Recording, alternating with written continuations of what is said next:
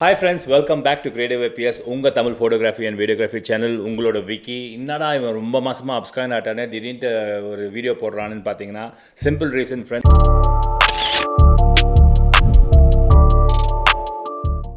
வேலையில் ரொம்ப பிஸியாக இருந்துட்டேன். அது இல்லாமல் ஃபேமிலி, அதர் பர்சனல் ரீசன்ஸு ஒரு 3 மாதம் கழுத்து பிடிக்கிற மாதிரி ஆயிடுச்சு. ஸோ அது எல்லாமே கொஞ்சம் கொஞ்சமாக சார்ட் அவுட் பண்ண வேண்டியதாக இருந்தது. ஸோ ஹோப்ஃபுல்லி 2025 ஆண்டவனோட ஆசீர்வாதமும் சரி, உங்களோட சப்போர்ட்டும் சரி, அது இல்லாமல் என்னோட கமிட்மெண்ட், என்னோட இதுவும் எல்லாம் சேர்த்து 2025 வந்து ஒரு நல்ல இயராக இருக்கும். ஸ்டார்டிங்லேருந்தே ரெகுலராக வீடியோ போட முடியும்னு எதிர்பார்க்குறேன். இந்த வீடியோவில் பார்த்தீங்கன்னா முக்கியமான ஒரு 5 பிரின்சிபல்ஸ், அதாவது 5 டிப்ஸு ஃப்ளாஷ் ஃபோட்டோகிராஃபி யூஸ் பண்ணும்போது இந்த 5 பிரின்சிபல்ஸ் நீங்கள் வந்து மாஸ்டர் பண்ணி அண்டர்ஸ்டாண்ட் பண்ணி அப்ளை பண்ணிங்கன்னா அவுட்புட் வந்து வேறு லெவலுக்கு உங்களால் எலிவேட் பண்ண முடியும். நீங்கள் வேறு லெவலுக்கு போக முடியும். வாங்க அந்த என்னென்ன பிரின்சிபல்ஸ் என்னென்ன டிப்ஸ்ன்னு பார்க்கலாம். ஃப்ரெண்ட்ஸ், ரொம்ப முக்கியமான இம்பார்ட்டண்டான ஃபர்ஸ்ட் டிப் வந்து உங்கள் கேமரா ஃப்ளாஷை வந்து கம்ப்ளீட்டாக ஸ்டடி பண்ணுங்கள். உங்கள் கேமரா ஃப்ளாஷோட நாலேஜ் வந்து ரொம்ப ரொம்ப இம்பார்ட்டன்ட். ஈவன் தோ நீங்கள் ஒரு கேமரா ஃப்ளாஷ் வச்சுருக்கீங்களோ இல்லைனா யூஸ் பண்ணியிருக்கீங்களோ இல்லைனா முதல் வாங்க போகிறீங்களோ, ஒரு ஃப்ளாஷோட இன் அண்ட் அவுட்டு, அதாவது தரோவாக மகட்சி அந்த கேமரா ஃப்ளாஷை பற்றி ஃபுல்லாக தெரியணும். கேமரா ஃப்ளாஷோட செட்டிங்ஸு, கேமரா ஃப்ளாஷோட ஃப்ளாஷ் அவுட்புட்ஸ், அந்த ஃப்ளாஷ் இன்க்ரிமெண்ட்ஸு, உங்கள் ஃப்ளாஷ் வந்து நீங்கள் தனியாக அதை வந்து ட்ரிகர் பண்ணல, உங்கள் ஃப்ளாஷை வந்து உங்களோட கேமராவோட பேச வைக்கிறீங்க. ஸோ கேமராவும் ஃப்ளாஷும் ரெண்டும் பேச வச்சு அதோட ஃபுல் கண்ட்ரோல் நீங்கள் எடுக்கிறீங்க. கேமராவோட நாலேஜும் ஃபுல்லாக இருக்கணும். அதாவது கேமராவோட எக்ஸ்போஷரு, கேமராவோட ஐஎஸ்ஓ, ஷட்டர் ஸ்பீடு, அந்த கேமரா எப்படி அந்த ஏம்பியன்ட் லைட்டை வந்து கண்ட்ரோல் பண்ணுது, அதை பற்றி ஃபுல்லாக உங்களுக்கு நாலேஜ் இருக்கணும். அது இல்லாமல் ஃப்ளாஷ் வந்து சப்ஜெக்ட் அடிக்கும் போது எவ்வளோ ஃப்ளாஷ் அவுட்புட் இருக்கணும். அதாவது 2 பேர் கம்யூனிகேட் பண்ணும்போது உங்களோட அவுட்புட் இருக்குல்ல, இந்த எண்ட் ரிசல்ட்டு என்ன அவுட்புட் எதிர்பார்க்குறீங்களோ இவங்க 2 பேர் கரெக்டாக கம்யூனிகேட் பண்ணணும். இவங்க 2 பேர் கரெக்டாக கம்யூனிகேட் பண்ணுறதுக்கு நீங்கள் கரெக்டாக 2 பேரை கரெக்டாக கண்ட்ரோல் பண்ணி நீங்கள் எதிர்பார்க்குற ரிசல்ட் வந்து 2 பேரும் கரெக்டாக அந்த ஏம்பியன்ட் லைட்டும் சரி, எக்ஸ்போஷரும் சரி, ஃப்ளாஷ் அவுட்புட்டும் சரி, ப்ளீஸிங்கான ஒரு ஒரு ஒரு ப்ரொஃபஷ்னல் அவுட்புட் எதிர்பார்க்குறீங்க. அந்த அவுட்புட் வர்றதுக்கு உங்களோட நாலேஜ் ரெண்டுத்துலேயும் சாலிடாக இருக்கணும். ரெண்டாவது டிப் வந்து நிறைய ஃபோட்டோகிராஃபர்ஸ் பண்ணுற முக்கியமான மிஸ்டேக் வந்து அவுட்டோரில் ஷூட் பண்ணும் போது ஏம்பியன்ட் லைட்டை வந்து எப்படி கரெக்டாக செட் பண்ணுறது வந்து நிறைய பேருக்கு வந்து ஒரு ஸ்ட்ரகிள். அந்த ஏம்பியன்ட் லைட் வந்து டிஃப்ரெண்ட் வேஸில் நீங்கள் செட் பண்ணலாம். உங்கள் ஃபோக்கஸ் வந்து ஒரு சப்ஜெக்ட், அதாவது பேக்ரவுண்ட் தான், அதாவது ஒரு நீங்கள் பேக்ரவுண்ட் லைட் தான் வந்து ஏம்பியன்ட் லைட்னு வாங்க. அந்த பேக்ரவுண்ட் லைட் உங்களால் கண்ட்ரோல் பண்ண முடியாது. ஏன்னா நீங்கள் அவுட்டோர்ஸில் எடுக்கும்போது அந்த லைட்டை வந்து நம்ம கண்ட்ரோல் பண்ணோன்னா நம்ம கேமராவில் வந்து கரெக்டான செட்டிங்ஸில் ஏம்பியன்ட் லைட்டை செட் பண்ணோம்.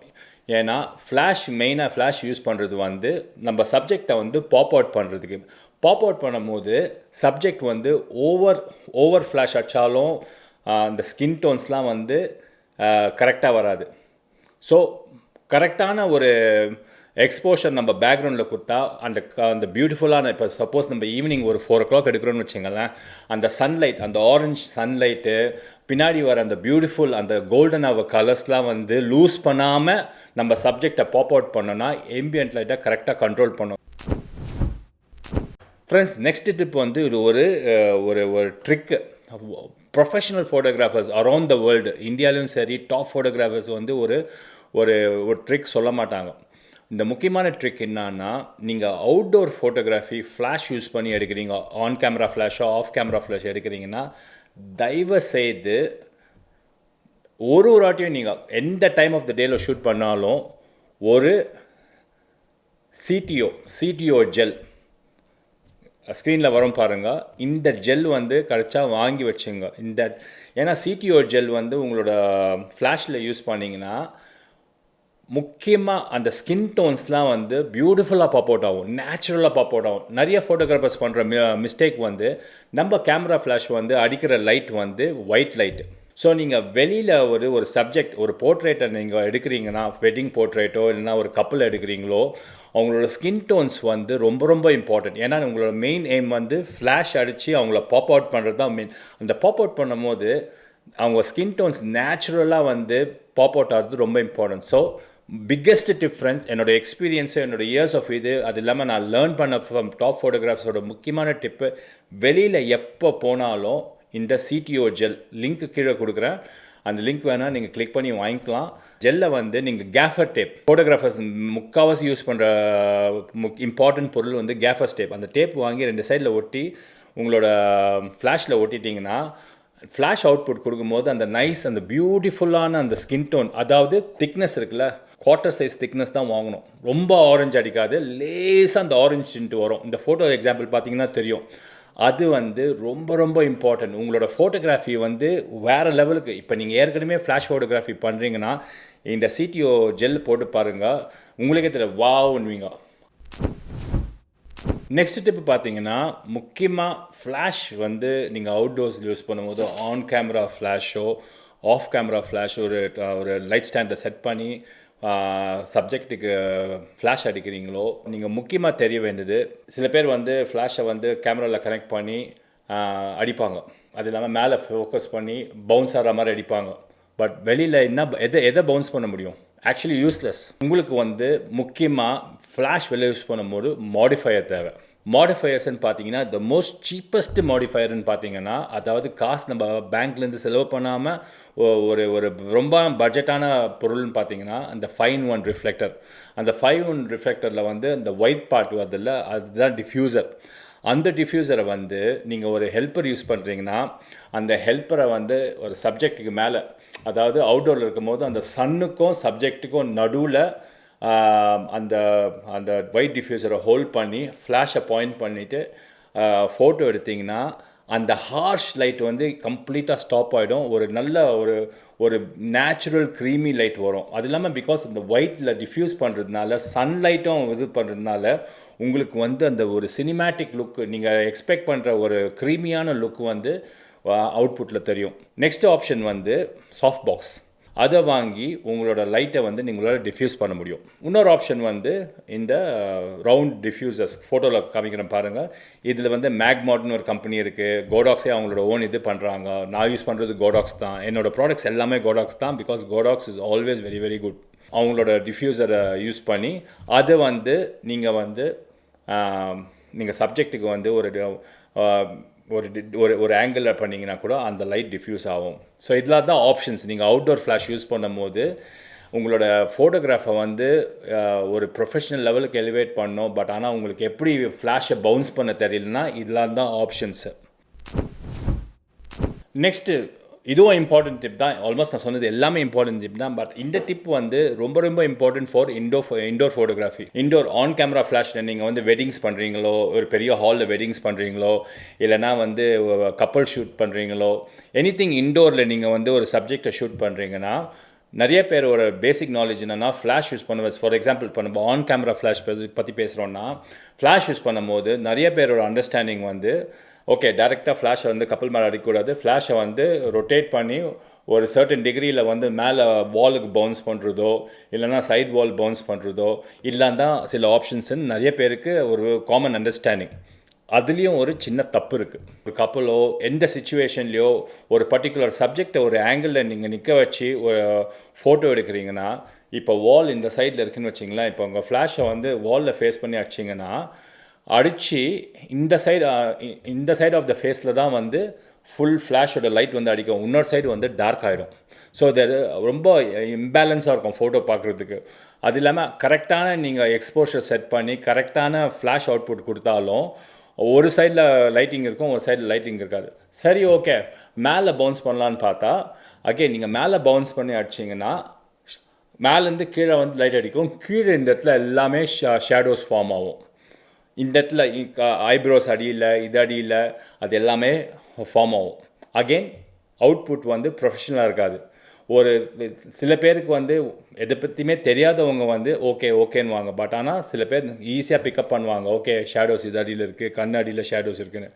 இன்னொன்று வந்து ஃப்ளாஷை வந்து பேக்கில் ஃபேஸ் பண்ணுவாங்க. தலைக்கு பின்னாடி ஃபேஸ் பண்ணி அந்த வால் மூலிமா டைரெக்டாக ஃபேஸில் அடிக்க ட்ரை பண்ணுவாங்க. அப்படி அடிக்கும் போது நீங்கள் உங்களுக்கு காது பின்னாடி கழுத்துக்கிட்டலாம் வந்து டார்க்னஸ் ஃபார்ம் ஆகும், ஷேடோஸ் ஃபார்ம் ஆகும்.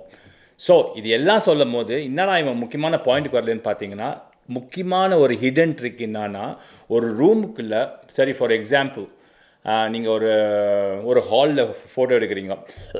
இந்த ஹாலில் வந்து டிஃப்ரெண்ட் வால்ஸ் இருக்குது, மேலே வந்து சீலிங் இருக்குது, பின்னாடி வால் இருக்குது, இன்னொரு இடத்துல வந்து ஓப்பன் டைனிங்கு. நீங்கள் பண்ண வேண்டிய ட்ரிக் என்னன்னா, உங்கள் ஃப்ளாஷை வந்து எப்போவுமே எந்த வாலுக்கும் அடிக்காதீங்க. எங்கே ஓப்பனாக இருக்கோ அந்த ஓப்பன் ஏரியாவில் ஃபேஸ் பண்ணி, அதாவது ஃபேஸிங் டுவர்ட்ஸ் த ரூமுக்குள்ளே எங்கே ஓப்பன் ஏரியா இருக்கோ அந்த ஓப்பன் ஏரியா சைடில் போயிட்டு அந்த ஓப்பன் ஏரியாவை ஃப்ளாஷை ஃபேஸ் பண்ணி அடிச்சிங்கன்னு வச்சிங்களேன், கரெக்டான ஃப்ளாஷ் அவுட்புட்டு. ஏன்னா உங்களுக்கு உள்ளே வந்து நீங்கள் ஏற்கனவே ஏம்பியன்ட் லைட் செட் பண்ணிடுவீங்க.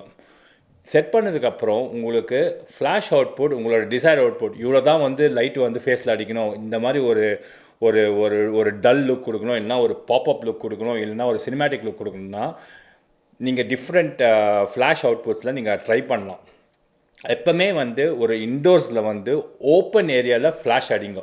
ஃப்ளாஷை ஃபேஸ் பண்ணி எப்போவுமே வால், சைட் வாலோ டாப் வாலோ பின்னாடியோ எங்கேயோ அடிக்காதீங்க. ஃப்ரெண்ட்ஸ், ஃபைனல் டிப்பு, இது ஒரு போனஸ் டிப், இது இல்லாமல் ஒரு இன்ட்ரெஸ்டிங்கான டிப்பு. கோல்டன் ஹவரில் எப்படி அந்த பியூட்டிஃபுல்லாக சன்ரைஸ் சன்செட் கலர்ஸை வந்து உங்கள் சப்ஜெக்ட்டுக்கு பியூட்டிஃபுல்லாக இன்கார்பரேட் பண்ண முடியும்னு இந்த டிப்பில் சொல்கிறேன். இது 2 சினாரியோ பேஸ் பண்ணலாம். ஃபஸ்ட்டு சினாரியோ வந்து உங்களுக்கு இந்த கோல்டன் ஹவர், அதாவது மார்னிங்கோ ஈவினிங்கோ ஸ்பெசிஃபிக்காக அந்த சன்ரைஸ் சன்செட் அந்த ½ அன் ஹவர் பிஃபோர் அண்ட் ஆஃப்டரில் போய் சப்ஜெக்டை ஷூட் பண்ணோன்னா உங்களுக்கு அந்த கலர்ஸ் கண்டிப்பாக கிடைக்க போகுது. பியூட்டிஃபுல் அந்த orange colours from the sun, natural colours வரப்போகுது. அப்படி ஷூட் பண்ணிங்கன்னா சில இம்பார்ட்டண்ட்டான ஒரு சில திங்ஸ் உங்களுக்கு ஆஸ் அ டிப் தெரிஞ்சே ஆகணும்.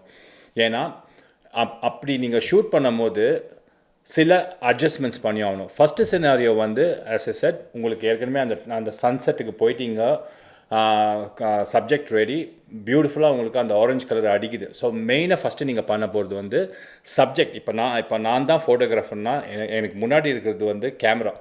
அந்த கேமரா தான் சப்ஜெக்ட்னு வச்சிங்களேன். கேமராவுக்கு ரைட் பிஹைண்ட் சன் இருக்கணும். சன் வந்து இந்த கழுத்துலேருந்து இங்கே இந்த ஆங்கிளில் இருக்கலாம், இந்த ஆங்கிளில் இருக்கலாம், ஆனால் சப்ஜெக்ட்டுக்கு பின்னாடி சன். ஏன்னா சன் வந்து டைரெக்டாக சன்லைட் வந்து சப்ஜெக்டோட பேக்கில் அடிக்கணும். சப்ஜெக்டோட பேக்கில் அடிக்கும் போது அது ஒரு சிலுவெட் அவுட்புட் கொடுக்கும். ஏன்னா சப்ஜெக்டை வந்து பேக்கில் லைட்டாகவும் முன்னாடி வந்து dark ஆக்கிடும்.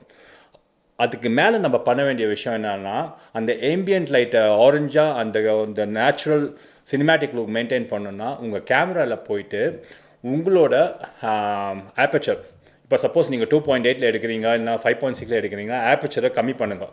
Bring it down to F8, F9, F11.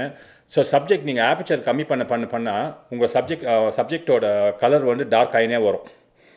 Suppose நீங்கள் ஆப்பர்ச்சரை மெயின்டைன் பண்ணணுன்னா உங்கள் ஷட்டர் ஸ்பீடை வந்து கம்மி பண்ணலாம். அதாவது கேமராவோட சிங்க் ஸ்பீடுக்கு உள்ளே இருக்கிற ஷட்டர் ஸ்பீடை வந்து நீங்கள் கம்மி பண்ணிவிட்டு பாருங்கள். இல்லைனா ரெண்டுத்தையும் கரெக்டாக பேலன்ஸ் பண்ணி அவுட்புட் கிடைக்கணும்னா மெயினாக நம்ம வந்து சப்ஜெக்டை வந்து டார்க் ஆக்கணும். இந்த சினாரியோவில் வந்து சப்ஜெக்டை ஒரு அளவுக்கு டார்க் ஆக்கணும். டார்க் ஆக்கினா ஒரு சில்வெட் லுக் வரும். சப்ஜெக்ட் ஃபேஸ் தெரியாது, ஆனால் ஒரு உருவம் மாதிரி தெரியும், ஆனால் கம்ப்ளீட்டாக தெரியாது. ஆனால் பேக்ரவுண்டில் சன்னு நல்லா பாப் அவுட் ஆகும். அப்படி இருக்கும்போது எல்லாம் செட் பண்ணிவிட்டு கேமரா ஃப்ளாஷை வந்து எப்போவுமே ரெக்கமெண்டட், என்னோடதும் சரி, நிறையா வேர்ல்டு ஃபோட்டோகிராஃபர்ஸோட ரெக்கமெண்டேஷன் சரி, எப்போவுமே ஃப்ளாஷ் நீங்கள் அவுட்புட் ஆரம்பிக்கும் போது எனி ஃபோட்டோ எடுக்கும் போது எப்போவுமே start with quarter 1/4 output of flash light. ஏன்னா ஃபுல் ஃப்ளாஷ் வந்து 1/1, ஹாஃப் ஃப்ளாஷ் வந்து 1/2, குவார்ட்டர் வந்து 1/4, அப்படியே அதான் இன்க்ரிமெண்ட்ஸு.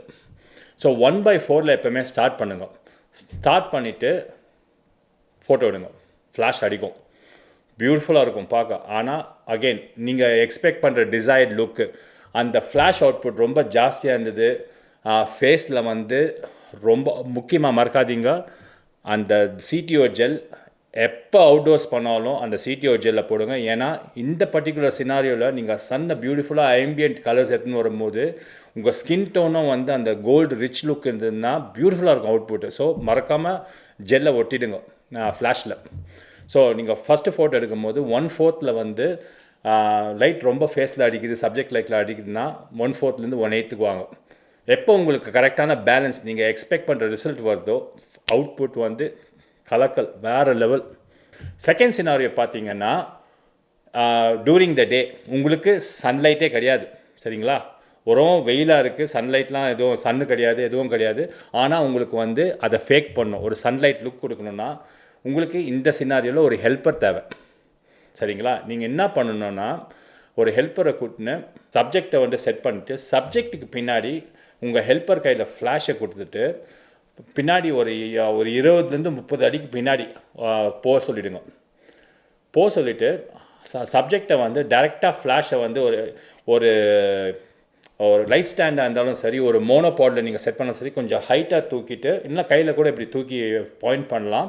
பட் ஆனால் ஒரு லாங் போலோ இல்லைனா ஒரு ட்ரைபாடோ இல்லைனா லைட் ஸ்டாண்டோ தூக்கி மேலேருந்து சப்ஜெக்டோட பேக்கில் வந்து லைட் அடிக்கிற மாதிரி ஃபேஸ் பண்ணிவிட்டு, ஏன்னா உங்களுக்கு வந்து ஆல்ரெடி சன்லைட் வந்து உங்களுக்கு அந்த லைட் ஃபேஸில் வந்து கண்டிப்பாக உங்களுக்கு கொடுக்கும். சரிங்களா? பட் ஆனால் உங்களுக்கு அந்த சன்லைட் லுக் வர்றதுக்கு பேக்கில் அந்த CTO ஜெல் ஃப்ளாஷில் போட்டுட்டு அங்கேருந்து ஃபேஸ் பண்ணி சப்ஜெக்டை ஃபேஸ் பண்ணிவிட்டு இங்கேருந்து நீங்கள் ஒரு டெஸ்ட் ஷாட் அடிச்சிங்கன்னா ஃபோட்டோவில் வந்து ஒரு ஆர்டிஃபிஷியலாக ஒரு ஆரஞ்சு கலர் சன்லைட், ஒரு ஹேஸ் சன்லைட் அடிக்கிற மாதிரி ஒரு சப்ஜெக்டில் ஒரு பியூட்டிஃபுல்லான ஒரு லுக்கு நீங்கள் பார்த்துருப்பீங்க. இப்போ கூகுளெலாம் போய் டைப் பண்ணி பார்த்தீங்கன்னா தெரியும், பியூட்டிஃபுல்லான ஒரு சன்லைட் அடிக்கிற மாதிரி ஒரு ஃபீல் கொடுக்கும். அதுதான் வந்து how to fake the sun. So friends, hopefully இந்த டிப்ஸ் எல்லாமே உங்களுக்கு வந்து ஹெல்ப்ஃபுல்லாக இருக்கும்னு எதிர்பார்க்கலாம். ஏன்னா இட்ஸ் வெரி வெரி இம்பார்ட்டண்ட். இதை வந்து நீங்கள் மாஸ்டர் பண்ணிங்கன்னா உங்களோட ஃப்ளாஷ் ஃபோட்டோகிராஃபி எனி சினாரியோ, வெட்டிங்கோ கார்ப்பரேட்டோ எது பண்ணாலும், நீங்கள் பேசிக்காக பண்ணுறீங்களோ, ஒரு பிஸ்னஸ்க்கு பண்ணுறீங்களோ, இல்லைன்னா எந்த சுச்சுவேஷனில் பண்ணுறீங்களோ, உங்களோட ஃபோட்டோகிராஃபி லெவல் வந்து வேறு லெவலுக்கு போயிடும். மறக்காமல் உங்கள் சப்போர்ட்டில் அந்த சப்ஸ்கிரைப் பட்டனும் கிளிக் பண்ணி அந்த பெல் ஐக்கானும் தட்டிடுங்க. கீழே கமெண்ட் பண்ணுங்க, உங்களுக்கு ஏதாவது ஸ்பெசிஃபிக்காக வீடியோ பண்ணோம், ஏதாவது கேள்வி இருந்தால் கண்டிப்பாக அதுக்கும் ரிப்ளை பண்ணுறேன். So nice to come back and do a video உங்களுக்காக. கூடி சீக்கிரம் 2025 நெக்ஸ்ட் வீடியோவில் பார்க்கலாம். அது வரைக்கும் love you always, take care friends. Next வீடியோவில் பார்க்கலாம். பாய்.